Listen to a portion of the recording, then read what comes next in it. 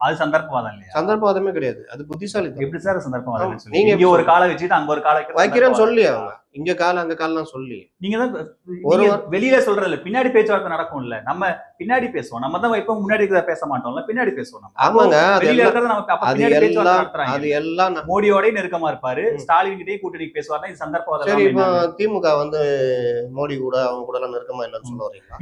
இருக்கட்டும் சார், எல்லாம் இருக்கட்டும் சார். நான் என்ன சொல்றேன், ராஜ்நாத் சிங்கை இல்ல திருமாவளவன் மட்டும் சந்தர்ப்பவாதம் பண்ற மாதிரியான ஒரு தோற்றத்தை உருவாக்க ராஜ்நாத் சிங்கை நாணய வெளியீட்டு விழாக்கு கூப்பிட்டதுக்கு பேரு என்ன சார்? அது அவங்க பேசுறதாவே இருக்கட்டும் சார். திமுக சந்தர்ப்பவாதம் பண்றதாவே, நானே சொல்றேன் சார், திமுக சந்தர்ப்பவாதம் பண்றதாவே இருக்கட்டும் சார்.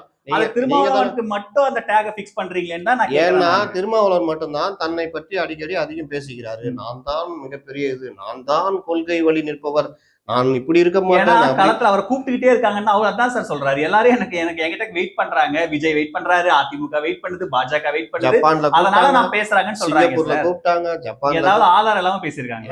அதிமுக தலைவர்கள் பேசினா பைட் இருக்கு, விஜய் வெளிப்படையா பேசினா பைட் இருக்கு. அதிமுக தலைவர் யாரை கூப்பிடல?